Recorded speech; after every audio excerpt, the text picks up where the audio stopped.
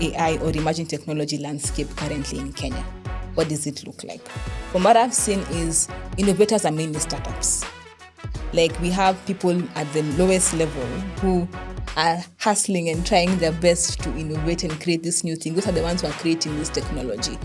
But they are doing it by building upon systems that are abroad. Their systems are open-based. So you can take what they have, they put it out there in the market, they say you can build on this. And then as Kenyans, we take that, then we build on top of that, then we create our solutions. Welcome to Legal Insights with Mokua. This episode is sponsored by Some AI. Today we are joined by Renee Tikolo, an advocate of the High Court of Kenya and a legal researcher working at the intersection of technology, law, and public policy. So I'll allow her to introduce herself, and in this episode we will be getting into her legal research work. So welcome, Renee. Hi, thank you. You can introduce yourself again to the audience. Okay, hi everyone. My name is Renee Tikolo. I'm an advocate of the High Court of Kenya. I'm also a legal researcher, as you said. I'm working within tech law and also the intersection of tech law and public policy, as you rightly said. Yeah, and I'm happy to be here and happy to have this conversation. I look forward to sharing and also learning as well. Yeah. Okay, Renee, tell us, how did you come to start or become in the field of research in tech law? Okay, so it happened when I was doing my pupillage. So you know that when you go to the Kenya School of Law, after you finish the bar exam, you have to do pupillage, which is 6 months. So I was working as a pupil at a law firm where I was doing my, for 6 months. I was doing it for 6 months. And there was one particular case we were working on. It was data protection.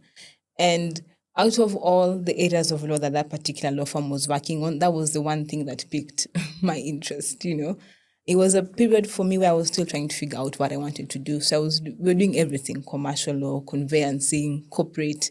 And then this one case came on my desk, and it was data protection. And it was mainly compliance for a company. But I just found it interesting and intriguing how data works within the normal day-to-days of companies, but also, day-to-days of people. And it intrigued me because something that was so vital because of the world we live in, where data is becoming the new currency. It's like people don't take it seriously. And I was like, okay, maybe there's something here for me. So I began to explore it, began to research into it, began to do a bit of courses here and there. And then I came across the intersection of data, tech, and intellectual property. So my work now works across those three areas of law. And just reading into it and learning how they cross-cut and how they work with one another was very interesting for me. So that now led to opening the Pandora box. Because after that, I found work with a legal tech startup, very similar to Some AI. And they opened my eyes to not just data and IP, but also now the law of AI and emerging technologies. So that's how I found myself where I am at the moment. Yes. Okay, that's nice. I can see these days actually our last conversation, we also had someone who's getting into that field and say the same thing. Yeah. It's a big area, but not many people are actually taking it to the seriousness that it deserves. Yes. So how did you end up transitioning from like the legal traditional practice, that you have been used to, that you have been pumped ever since you started law school, to now becoming like a legal researcher? Well, it wasn't easy, to be honest, because at first there's that pressure, even not from within, but from without, that there's a certain way a lawyer is supposed to look in Kenya, or there's certain things a lawyer is supposed to do, and the certain areas of law a lawyer is supposed to work in. And I genuinely always thought that I would somehow end up in commercial or corporate. Although initially when I first started law school, those were not areas of law I truly liked. But I felt like I had to sort of conform and fit into a box. So I really wrestled with, should I stop working within commercial corporate law? And then I decided that at the end of the day, if this doesn't fulfill me, then what's the point of doing it?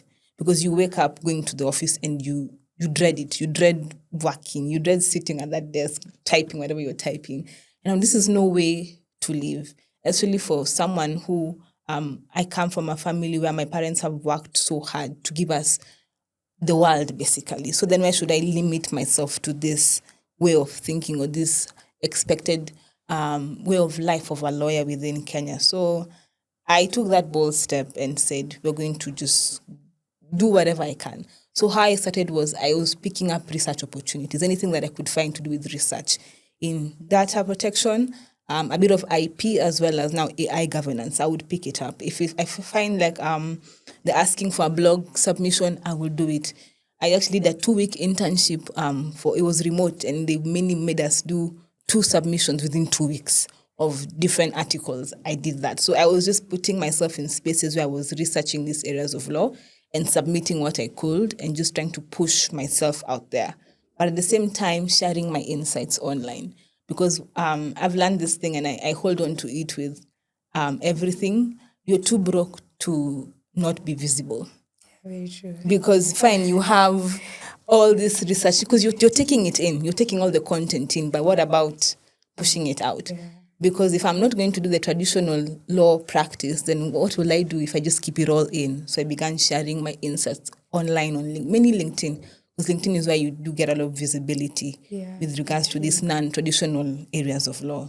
Yeah, and it's slowly built to where it is at the moment. Yeah, true. You know, these days, if you keep quiet, nobody's ever going to know that you're competent in that kind of field. Yeah. And staying at a place where you don't like it and you're doing it for 40 years and you're doing it 5 days or even more than that a week, no, it's like you basically don't like your life. Exactly.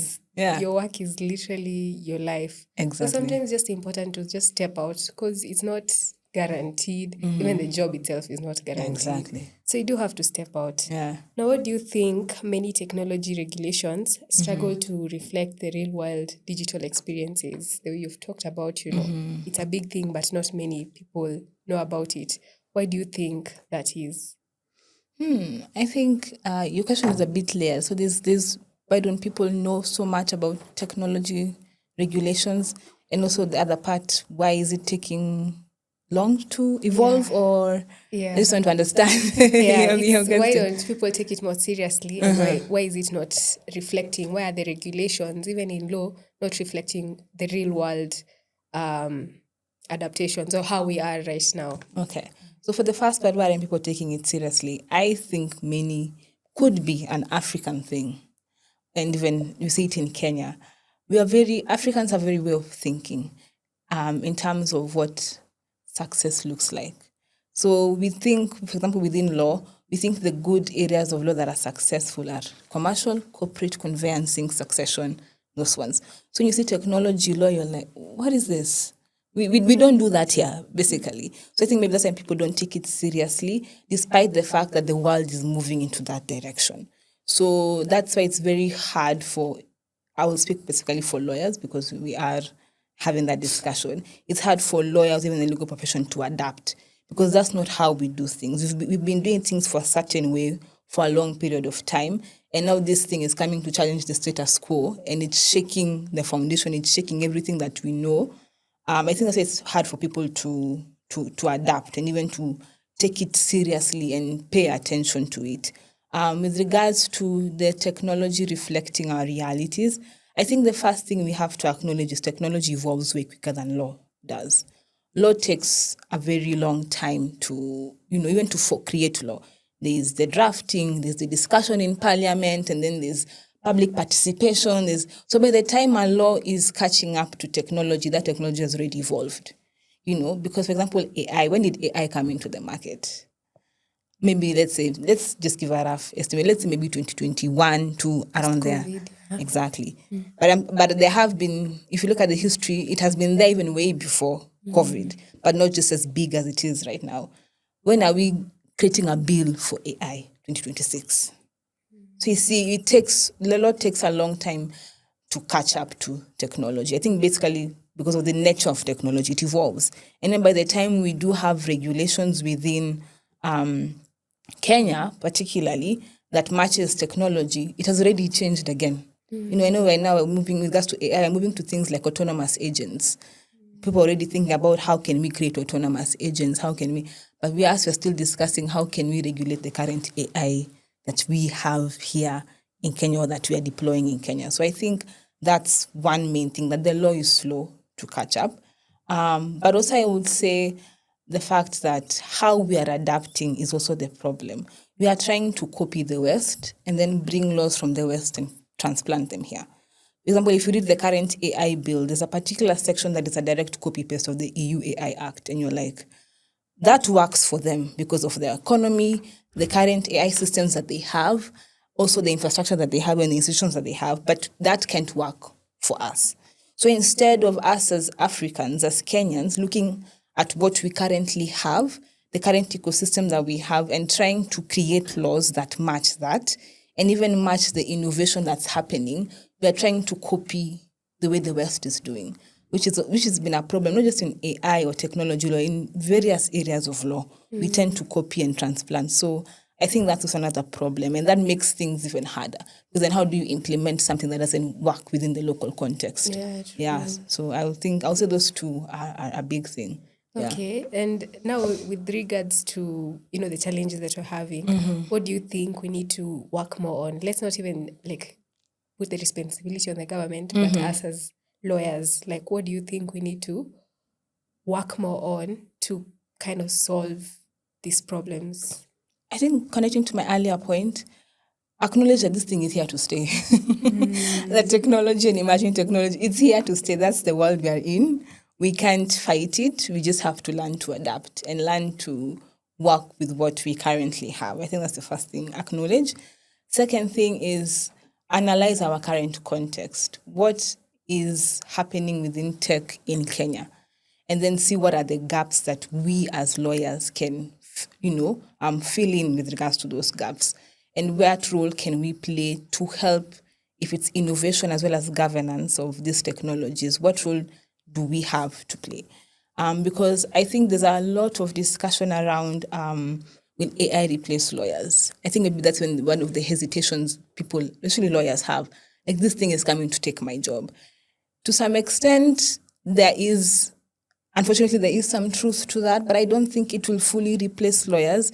It just takes up certain tasks that you used to do, particularly drafting, reviewing, editing. Those are the main things that we are taught in undergrad, Kenya School of Law, how to draft, but now you have a whole technology that does that. So how do we as lawyers adapt to it taking on those certain tasks? Because within law, the thing about law is no matter how great the AI system is, no matter how adaptive it can be in terms of learning, in terms of understanding, it can't replace a human eye. It can't replace the efficiency that we have. It can't replace the human touch that we have. So we can work with these tools to make our lives better, to make our work better. And once we begin to think like that, then we can say, okay, we can govern it in this way. We can regulate it in this way. So we are not stifling innovation. We're not stifling the emerging technologies, but at the same time, also governing how it works. So that it works for us, and also we work with it to achieve the goals that we have. Okay, yeah. I think that's true. Instead of like trying to compete and see who's better between me and AI, it's just working with it, because even at the end of the day, AI doesn't have that emotion, human connection. Exactly. So there's no way it can really like replace lawyers, because we need that. You interact with human beings. Yes. And there's no way an AI is going to relate the same way. Yeah. So in regards to data protection, it has become a major topic globally. Yeah. How would you describe the state of privacy awareness in Kenya and Africa? Again, back to the point of you're playing catch up, unfortunately, because in Kenya, I would say data protection, with regards to the legal framework, is excellent. We have an excellent Data Protection Act. We have a very hands-on, from my opinion, data protection officer, the ODPC. They're very big on compliance, very big on regulation. They're very big on also enforcement of the law. Because if you just go to their website and see how many complaints goes to them and how many cases they, work on and even determine, they're very big on data protection. But I would say data protection is very big in the sense that it's more than just it's about protecting your data, about protecting your personality, about protecting your image, about protecting a number of things. And I think people have a very skewed way of looking at data protection. They look at it particularly from a compliance view. They don't look at it that your data is who you are. And if privacy and the protection of my data is not at the forefront, then what are we doing, So say privacy awareness in terms of the legal framework is amazing. Compliance is good in terms of the ODPC enforcing, but maybe companies and various actors, they don't take it as seriously. And then also on the ground, I don't think people really take privacy seriously. And also the fact, again, back to technology evolving, the way the tech we have on our phones and the apps and the amount of data it collects and why it's being used and how it's being used, we don't fully understand that. We don't comprehend that, and you don't know, where does my data go? You post on IG and who's collecting that data? You think you're just showing how nice you look today, but why is it going? So I don't think we fully have a total understanding and awareness of how serious privacy is, especially within the digital world. Yeah. In regards to that, actually, I always wondered, you see the way AI, you can just tell it your whole life from start to end. Therapy 101. Like, is that, does it go somewhere? Is that data being collected? It is. And where is it being collected? And will someone ever use it against me? Like, if I ever confess that, I committed a crime today to AI. First and foremost, we need to stop treating ChatGPT like it's a therapist, guys. Because people, like you say, tell ChatGPT or Gemini or Claude everything. The data is collected. People don't know that. A while back, OpenAI, who's the creator of ChatGPT, said, don't be telling your secrets and don't be telling your personal stuff to ChatGPT. Because, and this is one thing, unfortunately, that is an issue within the West, in how they've, from my perspective, I feel like they've prioritized innovation above governance. The innovators do so much with your data. They collect it and they're not responsible if they misuse your data. Although right now the law is in that space is slowly catching up, they are beginning to be held accountable. But before, you just share anything and they can use your data in terms of training the AI systems. But also, where does that data go? Because they have data centers, they have places where they store the data, the databases. And then it brings about the question of, once my data has left Kenya, it's going to another jurisdiction. How is it being handled? How is it being processed? Why is it being stored? How long is it being stored for? Will it be used for another purpose than it was initially collected? Will it be given to a third party? So you're sharing all your information online. You're sharing all your information with this AI chatbots, and you don't really know where it's going, where it's being collected. So it's a serious problem, unfortunately. They are slowly, like I said, being held accountable. But again, it's a slow process. Yeah. Oh, okay. So many people accept terms and conditions. You just scroll and say, I accept this. I accept this. Do you think that consent is genuinely meaningful today? I don't think so. So even if you've not read it, you've still consented to it? This is the thing. Consent has to be informed. It's not consent if it's not informed. But, okay, now speaking on the side of the company. Yes. I mean, I've already given you the information. Yeah. So if you don't read it, it's not really upon me. Let's be realistic. How long are those terms and conditions? How long are they? They're not 1 pages, they're like 40 pages. Secondly, they're mainly drafted in jargon, a lot of legal jargon. You rarely find the one privacy policy or terms and conditions that are found that are a bit simple English is Microsoft. The one I can give them heads up. But many people, unfortunately, draft their terms and conditions with a lot of legal jargon. So, kama mimi as common wananchi, as I begin to, I see it as 40 pages. Why am I reading a 40-page document and I just want to access a certain service, first and foremost? Second of all, if I do decide I'm going to read it, I barely understand the jargon. I barely can decipher how you're going to use my data, where you're going to store it, are you going to give it to a third party? I can't decipher, I can't understand. So because I need, and that's the thing I'm also saying about consent, it needs to be informed. If I'm not understanding a thing and I just say yes, is that really consent? And then you've limited my consent to the fact that if I don't consent, I can't access the service. You know how those websites are? They'll disturb you until you press the tick. Otherwise, you can scroll on their web page until I press. That's not really consent. Consent has to be freely given, has to be informed, has to be explicit.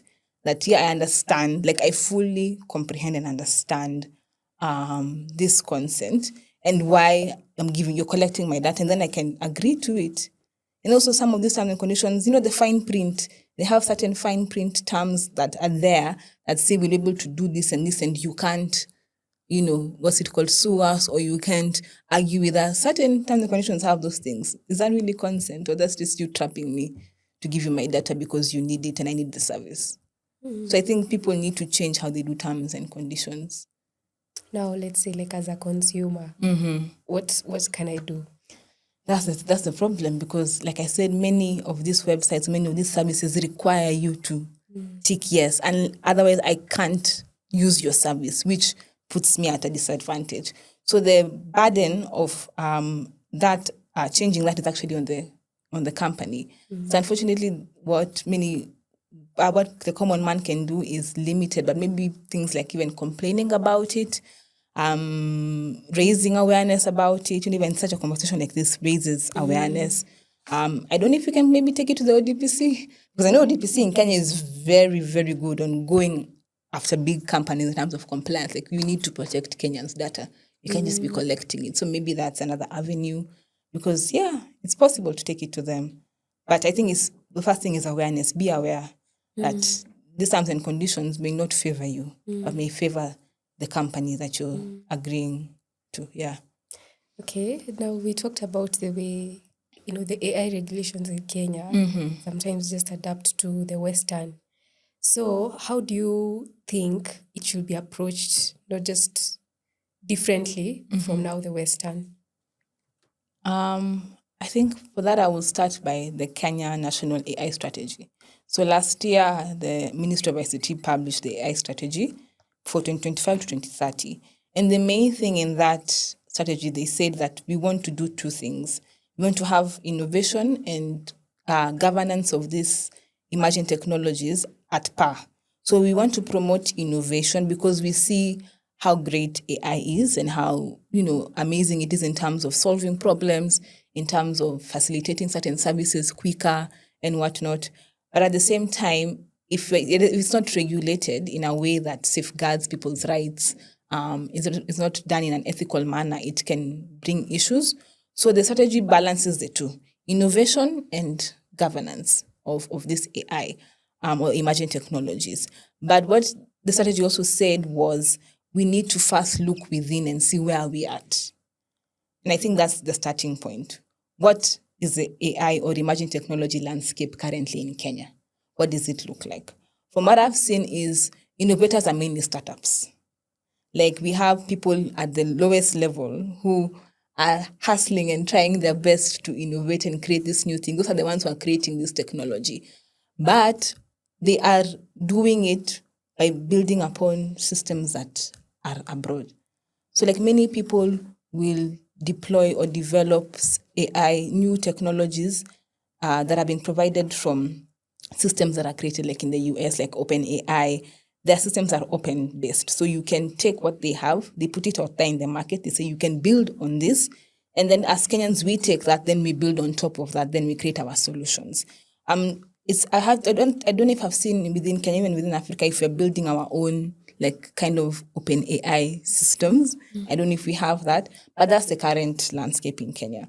And then we have the local at the ground level, and then we have a big gap, then we have the big tech companies in Kenya. So that's the current landscape. So then how do we regulate, or how do we handle that? I think the most stringent regulation should go to big tech, because they have the resources, they have the infrastructure to handle regulation, they have all the tools that they need to be able to make sure that the governance accountabilities are on them, they can fulfill it. For innovators, we can still regulate, but regulate based on where they're at. We promote innovation, but also still make sure that you're deploying is safe, or what you're deploying meets certain ethical standards. study. Once we do that, then we can now learn how we can create regulation. Because at the moment, the AI bill is it's regulation heavy and regulation heavy on innovators. And the question many people were asking was, then what happens to the innovation that we're trying to create? It dies because I'm thinking I'm going to redo an impact assessment. I'm going to do this. I'm going to file reports every 5 years. I don't have the money. I don't have the infrastructure for all of that. And to add to that, I would also say we need to look at the current institutions that we have. We have, like, for example, the ODPC. Data and AI and emerging technologies go hand in hand. You can't work with AI without data. So why don't we use the current institutions that we have to handle this governance of this emerging technology? And then as we move along, still, do we need to create new offices or new institutions to handle certain things with regards to the emerging technology? Yeah. Okay. So we've talked about challenges a lot. So what opportunities do you think AI has created for us? Us in general, us as lawyers. Us as let's start with lawyers, then in general. Also for lawyers, it makes your work easy. I'm not gonna lie.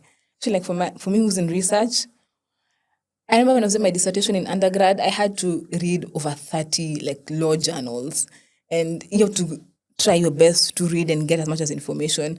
AI helps with things like that, research review, literature review, drafting emails, drafting of certain documents, things like contracts, So it makes work easy in the sense of what would take maybe even let's say a week to do, I can do it in less time. I also say that it truly challenges, personally for me, I would say it challenges the way I think. Because not everyone some people use take AI as like an assistant to do everything for you. But AI is a tool. I think we're supposed to work alongside AI to help challenge the way you think, challenge the way you view certain things. In general, I think, again, it makes life easier. For example, in public service, the deployment of certain services is now easier. The organizing of different things within different companies, I think for me generally, it makes work easier, which is good because now it lessens the time you do to take certain tasks. You free up your schedule. You can have a bit of work-life balance, Yeah. But yeah, I just need to be careful because, again, data hallucinations and whatnot. Yeah. So those are some of the risks. Yes, that's some of the risks, yes. Can we dive into more of these risks as a lawyer when you're using AI? The one thing is hallucinations. ChatGPT, Claude, they can lie to you. Especially the cases. With the cases, even laws. And if you're not careful, and that's now connecting to the point of AI can't fully replace lawyers. If you're not careful, it can give you a case that doesn't exist. It will give you a law within a certain, like, for example, let's say data protection at section, whatever it is, it doesn't exist. And if you're not careful, we've seen it happen, not even just in Kenya, even abroad. People submit pleadings to court, and those cases are fake. So you need to be careful with AI hallucinations, especially within Kenya. I know the High Court has barred the use of drafting pleadings with AI until legislation is created. And at the moment, I know they've released certain guidelines with regards to how to use AI within the judiciary. So that discussion is still there. But that's one major risk, hallucinations, particularly for lawyers. You need to be very careful with that. And also the tone of how ChatGPT or Grok or whatever it is you're using drafts, it's very robotic. It's very stoic. And there's a way you can tell this is not drafted by a human being. So if you're submitting, for example, let's say a pleading, what we are taught is a pleading is like a story. You're telling the story of your client. And then you're submitting something that is so robotic and so stoic. You're like, what are you trying to say? We don't see that flow. It's well drafted. The English is perfect, but we don't see that humanity in it. So that's some of the risks. And again, also just to add data, the collection of data. We don't know how data is being used. We don't know where it's going. We don't know if they're truly protecting our data. And then the aspect of data sovereignty. Once it leaves Kenya, who is in charge or who owns that data? So like this, the confidential information that you share with the client. Yeah. So when you're sharing it to ChatGPT, it could be You've broken your duty as a lawyer. Because that's one of the main duties of a lawyer is confidentiality. Like whatever you tell me, it's between me and you. Now I've told ChatGPT and everyone else who can read, that access that data, and it's in God knows which database, in which part of the world. So that's a very key thing, confidentiality. And I think sometimes as lawyers, we forget that. You think you're just telling ChatGPT a story. Like, no, there's ABCD happened. Please help me draft. You've said someone's name, you've put someone's phone number, that's someone's personal data. And now who has access to it? And why is it going? Yeah. Okay. So you've done interesting work around image rights and consent. So why is this area becoming increasingly important? Because our images are everywhere. Again, back to the data, your data is everywhere. So the thing with images, an image identifies a person. So if you post yourself online, people can know that it's you. But then once you post it, have you given up your rights in terms of who can use your image for whatever purpose? That's what image rights tends to ask, because if it's mine, then, for example, can Meta use it, let's say, to share it with a third party for maybe a report or to analyze ABCD, or is it strictly my own? And in the world that we're living in, again, back to the fact that technology keeps evolving, then the question of image rights is very pertinent, because then we're taking these images, we're using it to train AI, or these images are stored in whatever database. So then how do people protect their person? How do people protect their who they are and how they are presented online and how they show up online? So I think it's very, very important, because for me, the reason what sparked that image rights thing was I found, so a bit of a backstory, my dad is a sports personality. So his images are everywhere. I think by virtue of the fact that he played sports within the country, he's well known, he's traveled, his images are everywhere. But then I found an image of me and him when I was 3 years old. So what is that? How does a 3-year-old doesn't know that the image has been taken and it's gone? The image was taken here in 2003. 2003, we didn't have the internet the way we have it today. We didn't have technology the way we have it today. Into 2022, I found it. Do you know Shutterstock, Alamy, all this? It's a marketplace of images. And in order to access an image, you pay a fee to get that image. You don't even get rights to that image. You get a non-exclusive license. What that means is you only get certain rights to use that image. I found that image with my father as a 3-year-old on Alamy. To access it, I have to pay $300. Why? And that's me as a child. I didn't know that would happen. So it really sparked something in me, because this is it's not who I am today, but it's still me. And then using my image and they're sending it to God knows who, to use it for whatever they're using it for. So that what sparked the interest for me for image rights, because I'm like, it's my person, it's me in the form of a picture, and it's being used for God knows what. Yeah. So what can you do in that situation? That's the thing. In Kenya, we don't have an image rights legal framework. We don't. Really? Abroad, they do, but the thing is, where will we sue? What do we sue? Where do we begin? Things like that, and also the fact that we don't know how long this image has been there. At the moment, I tried to look for it. It seems to be taken down. So I don't know if it's somewhere in that database. So what claim will I have? And at the moment, I can't seem to find it. I know it was there because I had taken a screenshot and I sent to my dad and I was like, Dad, look. And he's like, eh. But it's a question that needs to be discussed within Kenya, because it's a serious thing. When you Google online, particularly, look for Kenyan woman, Kenyan Maasai lady, you'll find these are people in the village. They don't know the images have been taken and are on these websites and are being sold. Look for Kenyan Gen Z protest. You'll find hundreds of pictures. These are Kenyans. They don't know the pictures are abroad. And it's a serious thing, because it now brings up the question of what people are calling data colonialism. African data, global south data is being taken abroad and is being used by companies abroad for what purposes, and we are not aware of it. And if they're using it to make profit, why are you using someone's image within the global south to make profit? And if you're making profit, then shouldn't I also make some money at the same time? Because it's my image, it's not yours. Yeah.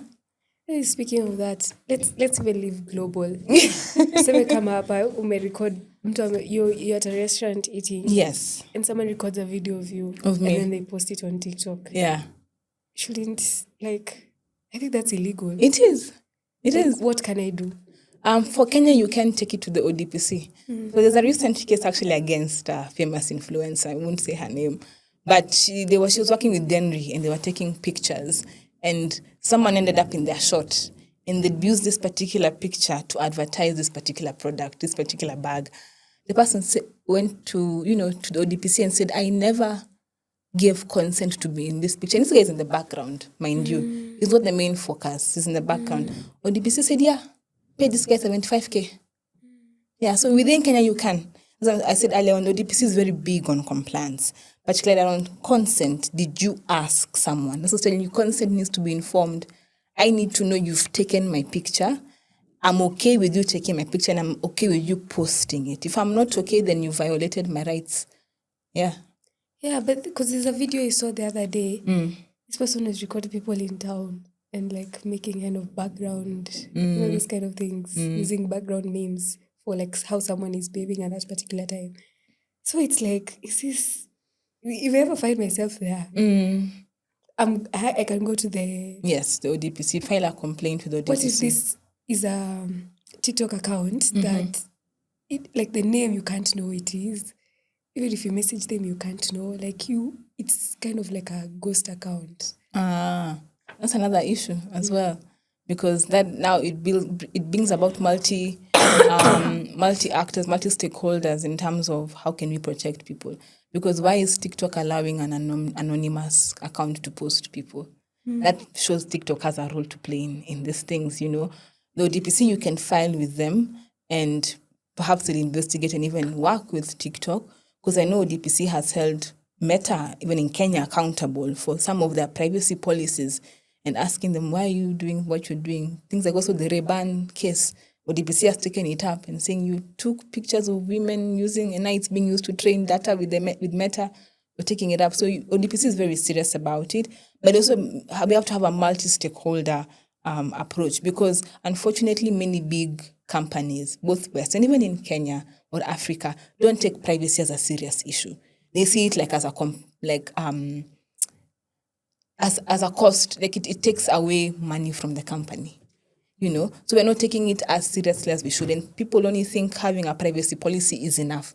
Maybe that's what TikTok will tell you. We have a privacy policy, so you consented when you signed up and you get an account, but there are still all these gaps that are come in place. So there has to be a multi-stakeholder approach where we view privacy as a serious issue, and we have to take it seriously, because people are being, for lack of a better word, abused digitally. People are being taken advantage of digitally. And people need to be able to say, I'm not okay with this. I would like to have a certain recourse to it. Yeah. Yeah, I think that's important because there's some things that I see online and like, did someone even... It's very rude, actually. It is. Just using someone's images and plastic jokes. It is. And sometimes when people don't even know. So then that means, shouldn't, for example, TikTok be like, this is funny, we should flag it, but do they do that? I know like recently Meta removed encrypted messages from Instagram DMs. So that means anybody can see your DMs. And it's like, why did you remove? And there were two reasoning. They said, don't to protect aspects of children, because sometimes children are online and the conversations they have with people are not good, which is valid. But the other reason they gave was because people don't opt into encrypted messages. But the thing is, that's your job. It's your job to protect my data when I'm using your platform. It's not my sole job to make sure that my data is okay. Yes, I be careful with what I'm sharing online or I'm sending in Instagram or whatever DMs I'm sending it on. But it's also your job to ensure that my privacy is ensured, my data is protected. But again, do they take it seriously? Yeah, I think it's a real issue. Speaking of, as we continue on that, also, let's say I create an image using ChatGPT. Like I have a specific prompt and I've gotten this kind of image. Maybe it's not even my image, just a random image. A random image, yeah. And if someone uses it, is that like, when you come to IP, is that... That's actually the main conversation with regards to AI and IP at the moment. They're trying to figure out, because within IP, there are various structures to it. So we have copyright, trademarks, and patent. The main thing that protects artistic work is copyright. And copyright says the creator is the owner of that image and they have rights to that image. But when it comes to ChatGPT or Claude or whatever it is, traditional copyright law doesn't really cater to that. So actually, that's what is happening within the IP space. People are trying to figure that out. How do we actually protect it? Do we speak to the author and be like, you're the one now who's in charge of it, but also at the same time, ChatGPT, whatever it is you're using, has been trained on certain data. So they're sourcing maybe images from online, they're sourcing images from somewhere else. Maybe the image has features of maybe 5 different people. So it's a serious conversation that's happening. There's no at the moment any answer to it. So that's what, for example, now like us as researchers, what we're also looking into at the moment, trying to figure out how do we go about it. Okay. Yeah. So speaking on researchers, how you're helping, what role should African researchers or lawyers play in shaping the future of technology and AI policy? I think we need to be at the forefront. As I was speaking at a webinar last week, I literally told people we need to bulldoze our way there. Because unfortunately, let's just call it a spade a spade. The global north doesn't really heed or listen as much to the global south. Global south meaning Africa, Asia, and all of these countries within the global south. And they don't really take what we have to say as seriously as they should. And unfortunately, these technologies affect us the most because we're the consumers. They create, we consume. They create, we take it and build upon it, and it mainly affects us. So we as researchers or even as lawyers or even engineers, because this space in terms of tech or even IP or whatever it is requires a multi-actor approach. We can't just have lawyers alone.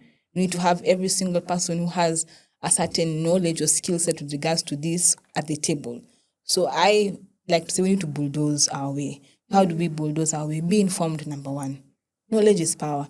Be aware of what is happening. If you're a lawyer, of course, law has different areas of law, but if you're a lawyer in tech law, be aware of what is happening within Kenya, within Africa, and even the global space. At the moment, they're having what they call the global AI dialogue.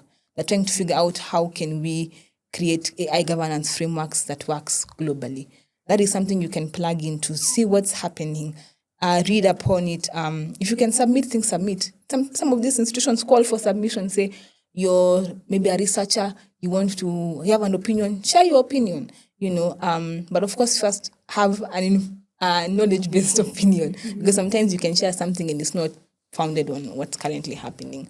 Number 2, like I said, put your voice out there.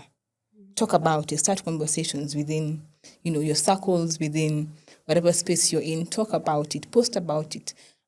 Before we had the session started, I talked about posting on LinkedIn.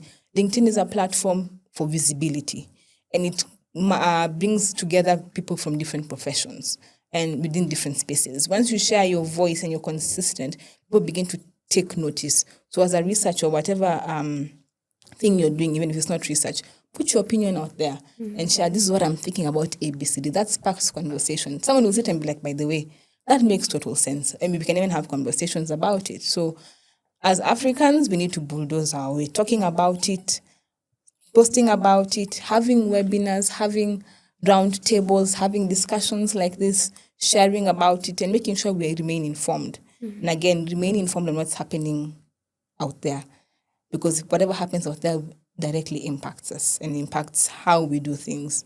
Yeah. Okay. So what has been the most rewarding part of your job? My job. I think the adventure that comes with it, because so for me, my job is very. I think the first thing is it's very flexible. I think that's one of the reasons why I'm happy where I'm at. It's very flexible in the sense of I'm in charge of my time. I'm in charge of my days. I'm the one who drafts my schedule. I say what I get to do, what I don't get to do. I also have the freedom to choose the opportunities that I get to work on. And that means I can apply to so many different things, if it's speaking here, if it's writing on this, going for a conference. And also the fact that, again, the space I'm in, the tech law space, it keeps changing. It keeps evolving. So you're forever on your toes. You don't have time to be like, nah, just relax. Of course you can relax because you're in charge of your time. But relax in the sense of you have something to do. And that also keeps you, particularly as a lawyer, it keeps you relevant. Because lawyers, we have to remain relevant in the world that you're in. Yeah. So it was such an interesting conversation, Yeah. Renee. I'm glad that you got the time to come Yeah, and thank have this you. conversation. Yeah. So what do you see yourself in the future more of? Just a bit of what I'm doing, but now on a larger scale, because what I want to be or what I want to do is to be a thought leader in this space. So within data protection, AI governance, and even a bit of IP, I want to be a thought leader there. When someone is thinking about data protection, they think of me. And they reach out to me and they're like, we want you to help with ABCD. About AI governance, they think of me and they reach out to me. That's what I want to do. And when within that, I'm still publishing legal research, and getting my work out there. And of course, you do that through, like I said, publishing with various law journals and whatnot.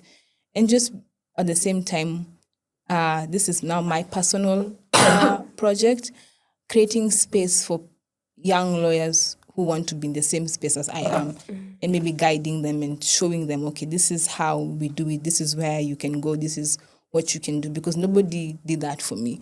I had to figure it out on my own. I had to hustle a bit and be like, okay, this is, until I found my footing. Not because that I would have gone ahead of people. I'm like, I can see you want to do ABCD. I can help you in that. Yeah. Okay, that's amazing. Yeah. So thank you so much, Renee, again for this wonderful conversation. Thank you. And to our viewers, I hope you had an insightful session. I hope you learned more about AI, technology, privacy, data protection, and I'm really glad that we had this conversation. So make sure you subscribe, share, and like and comment what you learned the most. So that's it for today. Thank you.